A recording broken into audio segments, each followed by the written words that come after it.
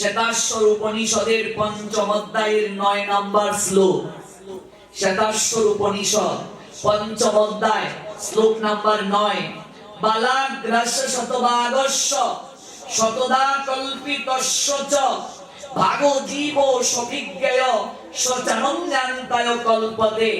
কেশের অগ্রভাগকে, কেশ মানে কি চুল, চুলের অগ্রভাগকে 100 ভাগ করলে যা পাওয়া যায় সেই খণ্ডকে আবার 100 ভাগ করলে যে আয়তন হয়, আত্মার আয়তন হচ্ছে কতখানি?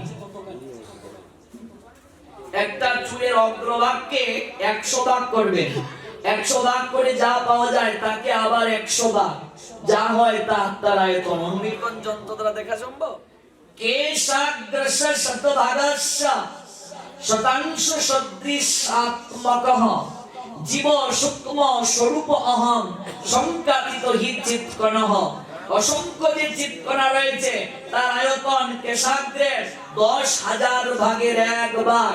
অনুবীক্ষণ যন্ত্র দ্বারা যাহা নির্ণয় সম্ভব নয়, পাশ্চাত্যের বিজ্ঞানীরা মুমূর্ষ রোগীকে কাচের ঘরের মাঝে ঢুকিয়ে দিল আত্মাকে জানার জন্য, দেখার জন্য, বুঝার জন্য, কিন্তু যাবার সময় কাজ ফেটে চলে গেল, বুঝতেই পারলো না। হিন্দি যারা ছবি দেখেন, রোবট ছবিটা দেখেছেন কিনা জানি না, রজনীকান্ত অভিনয় করেছেন আর ঐশ্বরিয়া রায় বচ্চন। এই রোবটের মাধ্যমে একটা চমৎকার আধ্যাত্মিক শিক্ষা দেয়া হয়েছে আমাদেরকে। আজ পর্যন্ত বিশ্বের উন্নত দেশগুলোকে রোবট বানানো হয়েছে, কিন্তু তার মাঝে ফিলিং দেয়া যায় নাই, ফিলিং অনুভূতি দেয়া হয় নাই। একটা অনুমান করেছে তারা যে ফিলিং লেন্স যদি আবিষ্কার করা যায় তাহলে কি হতে পারে। নায়ক রজনীকান্ত সে নিজেই রোবট তৈরি করেছে, রোবট তৈরি করে সে একটা ফিলিং লেন্স দিয়েছে। আজ পর্যন্ত বিজ্ঞানীরা ফিলিং যার মাধ্যমে সৃষ্টি হয় সেটা আবিষ্কার করতে পারে নাই, আত্মাকে আবিষ্কার করতে পারে নাই, সম্ভব নয়।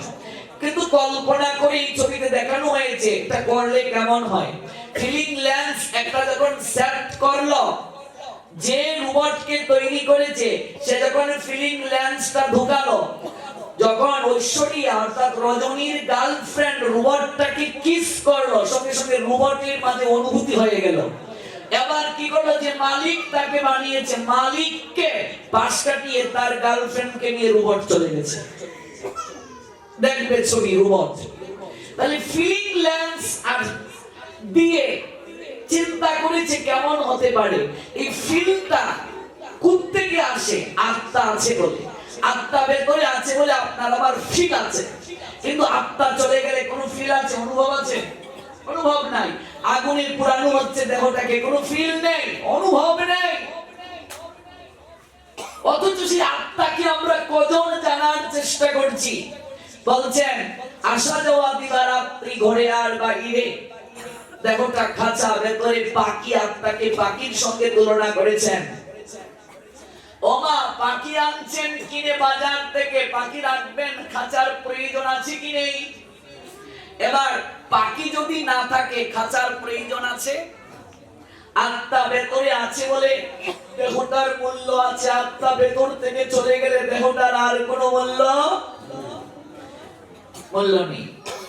আমরা প্রত্যেকদিন দেহটাকে মরিয়ে বসিয়ে পরিষ্কার করছি, স্যান্ডেলিনা, স্যান্ডেল সোপ, রূপচর্চা, অভিজাত্য, লাইফ বয়, তারপর লাক্স, আরো কত কিছু। ঐশ্বরিয়া রায় বচ্চনের নাম নিশ্চয় আমরা শুনেছি। সে যখন বিশ্ব সুন্দরী হয়েছিল, সাংবাদিক প্রশ্ন করেছিল, ম্যাম আপনার রূপের রহস্য কি? ঐশ্বরিয়া রায় বচ্চন মৃদু হাসলেন, কিছু বললেন না। কদিন পরে তিনি একটা লাক্সের অ্যাডভার্টাইজ করলেন, লাক্স সাবানে। এক সাংবাদিক মজা করে লিখলো, বিশ্ব সুন্দরী রূপের রহস্য লাক্স সাবান।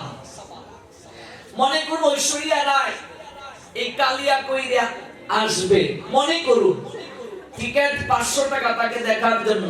আমাদের বয়সী ছেলেমেয়েরা যাবে কি যাবে না? বাবা কাকা জেঠার বয়সীরাও চান্স নেবে দেখার জন্য 500 টাকা দিয়ে। এবার মনে করুন ঐশ্বরিয়া রায়ের ভেতর থেকে আত্মা চলে গেল, আত্মা চলে যাওয়ার সঙ্গে সঙ্গে ডেড বডি না। এবার কোন ইয়াং ছেলে, আমার বয়সী ইয়াং ছেলেকে যদি বলে ঐশ্বরিয়া রায় সুন্দরীর সঙ্গে 1 সপ্তাহ থাকো, কেউ রাজি হবে? কথা বলে কেন? একদিনও থাকবে না। কদিন পরই তার দেহ পচে গন্ধ বের হবে কি হবে না? তাহলে ঐশ্বরিয়া রায়ের রূপের রহস্য কি বলেন? আত্মা। হরি বল। আপনার রূপের রহস্য কি? আত্মা। আমি যে এত কথা বলতে পারছি, এই কথা বলার রহস্যটা কি? আপনাদের প্রত্যেকের শক্তির রহস্য কি? বসে আছেন, দাঁড়িয়ে আছেন, রহস্যটা কি? সেই আত্মাকে কদিন চিন্তা করছেন? সে আত্মার যত্ন নিচ্ছেন কি? সে আত্মার খাবার দিচ্ছেন কি? অনেকে বলবে আত্মারও আবার খাওয়ার দরকার আছে নাকি? কেউ কেউ বলে আত্মায় যা টানে তাই খাও। কিছু কিছু গুরুদেব এসে বলে তোমরা বাবা সংসারী মানুষ, তোমরা তো এত কঠোর ভজন করতে পারবে না, আত্মার একটা ধর্ম, এত একাদশী কঠিন ভাবে করার দরকার নাই, আত্মা একটা ধর্ম, আত্মায় যা টানে তাই খাও। আবার কেউ মারা গিয়েছে, কাকা বাবু আমার বাপের শ্রাদ্ধটা কিভাবে করব? কাকা বাবু বলছে তোর বাপ তো দেখেছি কালিয়া কইরের সবচেয়ে বড় রুই মাছটা নিয়েছে রে, তোর বাপের শ্রাদ্ধে মাছেই করে ফেল, আত্মা তুষ্ট মানে জগৎ তুষ্ট, সবাইকে ভালো করে খাওয়া, তোর বাপ ঢ্যাং ঢ্যাং করে স্বর্গে চলে যাবে। অথচ ভগবান বললেন আত্মায় কোনো কিছু খায় না। কি করে না? খায় না। আত্মায় খায় না ভগবান বললেন, আর আমার গুরু এসে বলছে আত্মায় যা টানে তাই খাও। তাহলে এই গুরুর মাঝে ফরমালিন আছে কি নেই? এই গুরুর মাঝেও ভেজাল আছে, সে প্রকৃত গুরু নয়। ভগবান জগৎ গুরু, তিনি বলেন আত্মায় খায় না, আত্মাকে অস্ত্রের দ্বারা কাটা যায় না, আগুনে পোড়ানো যায় না, জলে ভেজানো যায় না, হাওয়াতে শুকানো যায় না, অচ্ছেদ্য অয়ম অদাহ্য অয়ম অক্লেদ্য অশুষ্য এবচ নিত্য সর্বগত স্থানু অচল অয়ম সনাতন। আর আমার গুরু এসে বলেন আত্মায় যা টানে তাই খাও। তার মানে গুরু সৎগুরু নয়, এই গুরুর মাঝে ভেজাল আছে। সে শাস্ত্রের কথা বলছে না, আত্মায় কিছু খায় না, আত্মা মাছও খায় না, মাংসও খায় না, এমনকি আত্মা নিরামিষও খায় না। তাহলে আত্মার খাবার কি?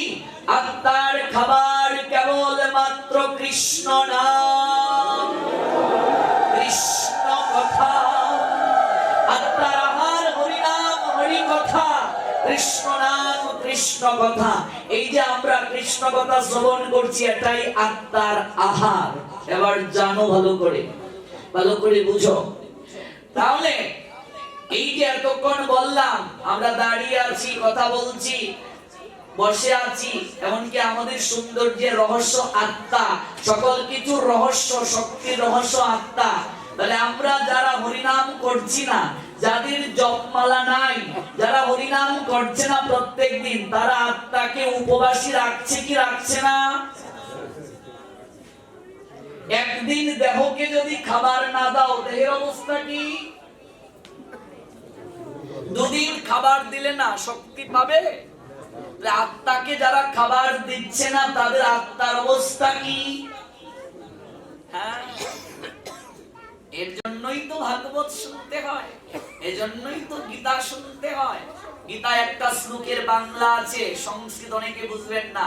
আত্মা আত্মার বন্ধু, আত্মা আত্মার, তোমার আত্মাই শত্রু হয়ে গেছে তোমার, যার কারণে তোমার গুরু বৈষ্ণবের প্রতি শ্রদ্ধা নাই, যার কারণে এই অনিত্য সংসারকে তোমার নিত্য বলে মনে হচ্ছে, যার কারণে যাহাকে ভালোবাসা উচিত নয় তাকেই তুমি ভালোবাসছো, যার কারণে এই দেহটাকে তুমি নিত্য বলে মানছ, যার কারণে শ্মশানে এসেও তুমি বিড়ি টানছো, যার কারণে শ্মশানে এসেও বিড়ি টানছো, কুকর্ম করছো।